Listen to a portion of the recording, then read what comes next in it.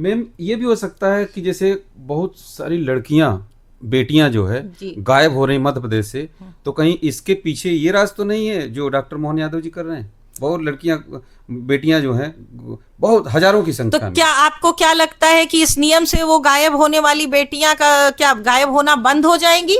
ये क्या उनको प्रोटेक्शन के लिए लाया गया है? इससे कोई प्रोटेक्शन हो रहा है लड़कियों का? वो गायब क्यों हो रही हैं? वो कहाँ जा रही हैं? कहीं मानव तस्करी में जा रही हैं, वेश्यावृत्ति में जा रही हैं, कहाँ जा रही हैं? ये तो वहां की सरकार को उस पे संवेदनशील होना चाहिए। और ये इसके जवाबदेह कौन है? जब वहां के वो मुख्यमंत्री हैं तो इसकी जवाबदेही तो उनके ऊपर है। और ये तो वहां के लोगों को अपने मुख्यमंत्री से ये सवाल करना चाहिए कि आपके प्रशासन में, आपके राज्य में ये कहाँ जा रही हैं बच्चियां। और ये उसके समाधान के लिए ये कानून, ये तो मुझे कहीं से भी ये लॉजिकल नहीं लग रहा है कि उस बच्चियों को बचाने के लिए आप अंतर्जातीय विवाह करा के पुरस्कृत करेंगे।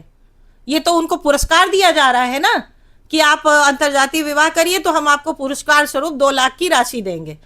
तो ये इससे क्या लड़कियां गायब होना बंद हो जाएंगी? और गायब हो रही हैं तो हो कैसे रही हैं इनके रहते? माननीय मुख्यमंत्री मध्य प्रदेश डॉक्टर मोहन यादव जी अपने बेटे और बेटियों की शादी गरीबों के यहाँ क्यों नहीं किए मैम?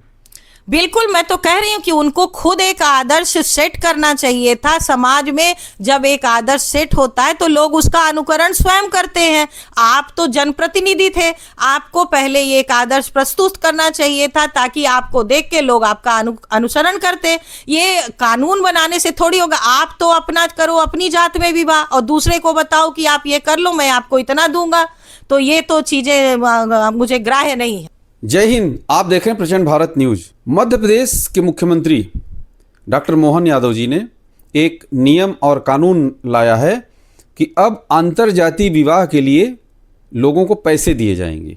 मैम जी क्या कहेंगी? अभी कुछ दिन पहले उन्होंने अपने पुत्र पुत्री का विवाह किया है, मोहन यादव जी ने जी। तो अपने पुत्र पुत्री का विवाह क्या उन्होंने अंतरजातीय विवाह किया है या अपने ही जात में किया है? पहले तो उनको वही बड़ा सवाल खड़ा करेंगे। बिल्कुल बिल्कुल। अगर उनकी डॉक्टर मोहन यादव मध्य प्रदेश के मुख्यमंत्री जी हैं, जी हाँ, मैं उन्हीं से कह रही हूँ, उन्हीं को मैं जवाब दे रही हूँ कि अगर उनकी मानसिकता, वो इतने ब्रॉड माइंड के हैं, इतने उदारवादी विचारधारा के हैं कि वो इन चीजों को नहीं मानते हैं, तो उनको अपने घर से ये एग्जाम्पल सेट करना चाहिए था। सर्वप्रथम उनको अपने बेटे बेटियों का विवाह अंतर्जातीय करना चाहिए था। किसी चमार पासी किसी के करते, किसी दलित के यहाँ करते, SC ST में, तब तो हम मानते कि हाँ आप बहुत उदारवादी हैं भाई और आपने एक एग्जाम्पल सेट किया। जब आप कोई भी काम करते हैं तो आपको एक आदर्श पहले खड़ा करना होता है, तो आप खुद ही वो आदर्श बन के पहले समाज में खड़े हो जाते। जब ऑलरेडी इतना लव जिहाद, धर्मांतरण, इतनी सब कुछ चल रही है, उसके लिए आप अभी FCRA का कानून लाए कि धर्मांतरण रोकना है। एक आप दोनों तरह की बातें कैसे, केंद्र सरकार ला रही है कानून, फंड रोक रही है, धर्मांतरण रुकेगा, और आप अपने राज्य में ये कानून ला रहे हैं कि हम अंतर्जातीय विवाह कराएंगे तो हम पैसे देंगे। ये युवाओं को भटकाना है और ये सारी चीजें जो है दिशाहीन कर रही हैं युवाओं को, सिर्फ लालच देकर उनको सही रास्ते से गलत रास्ते पे ले जाना है। मैम वो तो कह रहे हैं कि ऐसी शादी होगी तो समाज में समरसता आएगा।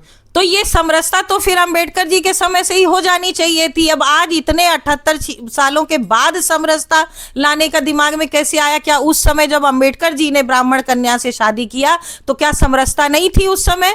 उस समय की स्थिति और आज की स्थिति देखें तो उस समय पहले ज्यादा समरसता थी और ज्यादा अंतर्जातीय विवाह होते थे।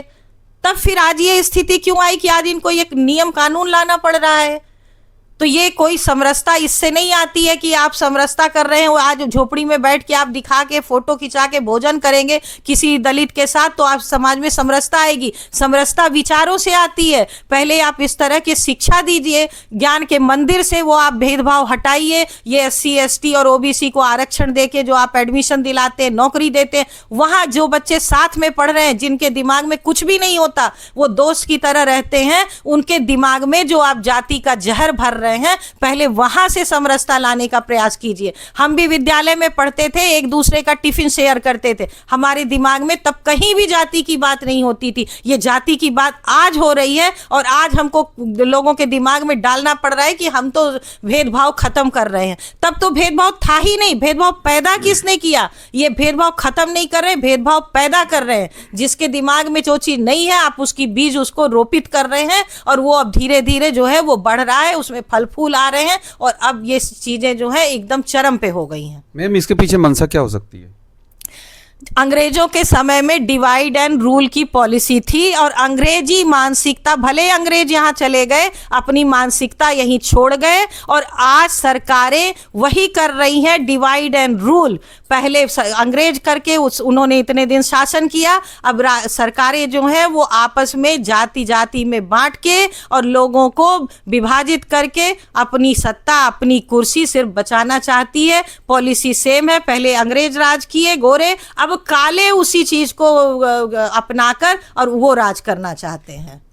कहीं ऐसा तो नहीं कि वो डॉक्टर हैं, उनका परिवार भी पढ़ा लिखा है और बाकी जो कम पढ़े लिखे हैं उनको लेवल में लाने के लिए ऐसा किया जा रहा हो? जी नहीं, इससे समाज में और भी भ्रष्टाचार होगा। लोग शादी करेंगे पैसे की लालच में, लड़के लड़की म्यूचुअल शादी कर लेंगे, बोलेंगे 2 लाख मिलेगा, 1 लाख तुम रख लो, 1 लाख हम रख ले।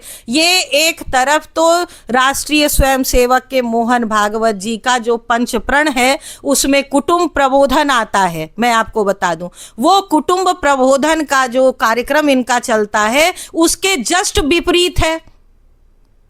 उसमें परिवार को जोड़ने, परिवार को एक साथ रहने की जो चीजें होती हैं, एक पति पत्नी का एक सामाजिक बंधन होता है, ये सारी चीजें इस पैसे की लालच में आज कितने क्राइम हो रहे हैं। SC ST फर्जी मुकदमा कर रहे हैं। क्यों कर रहे हैं? क्योंकि उनको पैसे मिलेंगे, उस पैसे का वो उपयोग कर रहे हैं। इसी तरह ये भी एक कानून, इसका दुरुपयोग होगा और आप देख लीजिएगा कुछ समय में इसके परिणाम सामने आने लगेंगे कि लड़के लड़की आपस में ही डिसाइड करेंगे कि चलो शादी कर लेते हैं, तुम इतना रख लेना, हम इतना रख लेंगे और उसके बाद दोनों अलग हो जाएंगे। मैम, मुख्यमंत्री जी समाज को बनाने के लिए नियम कानून लाए हैं। ये समाज को तोड़ने वाले नियम कानून है, ये कहीं से भी व्यवहारिक नहीं है। ये इनके दिमाग में कहाँ से आया? क्या ये अपनी मर्जी से कानून बनाते हैं या इस पर कोई विचार मंथन कुछ होता है? खुलेआम बोल रही हूँ कि राष्ट्रीय स्वयंसेवक संघ के ये एजेंडे में है पंचप्रण, उसमें एक है कुटुंब प्रबोधन। उस कुटुंब प्रबोधन का ये सरासर उल्लंघन है। बचपन से RSS वाले हैं डॉक्टर, तभी तो मैं उनको बता रही हूँ कि जब वो मुझे ये पता है कि वो राष्ट्रीय स्वयंसेवक संघ के कार्यकर्ता रहे हैं और वो उनकी जो शिक्षा दीक्षा जो ट्रेनिंग हुई है वो राष्ट्रीय स्वयंसेवक संघ से हुई है, फिर उनको इस बात का क्या ज्ञान नहीं है कि आपके शीर्ष नेतृत्व जो है मोहन भागवत जी, उन्होंने, और ये बात लाल किले से प्रधानमंत्री मोदी जी ने भी पंचप्रण की बात की थी, जिसमें पर्यावरण संरक्षण से लेके कुटुंब प्रबोधन तक की बात है, उसके ये जस्ट विपरीत बात। समानता लाया जाएगा। यादव जी, डॉक्टर मोहन यादव जी और जो बेचारे दलित अहिरवार जो लिख रहे हैं, जाटव हैं और जो ब्राह्मण लोग हैं, आप सब बराबर समानता के लिए ये सब लग रहा डॉक्टर साहब। अगर इनको इतनी समानता लानी है तो संविधान में संशोधन पुनः करें एक बार और ये सारे SC ST act, UGC act, इन सबको समाप्त कर दें। अपने आप समानता आ जाएगी, सबको समान अवसर मिलेगा, सबको समान अधिकार मिलेगा, सबको सब एक समान सब जीवन जिएंगे और जो आर्थिक रूप से कमजोर होगा उसको भी समाज अपनी खुद उठा लेगी। आज का ये वीडियो सामाजिक सद्भाव को बनाने के लिए है, न कि सामाजिक सद्भाव को बिगाड़ने के लिए है। आप सब भी अपना भी ख्याल रखिए, समाज का भी ख्याल रखिए और इस पूरे मुद्दे पर आप चाहे जिस वर्ग से आते हैं, आपकी भी राय चाहिए। कमेंट सेक्शन में आप राय जरूर दीजिएगा। जय हिंद।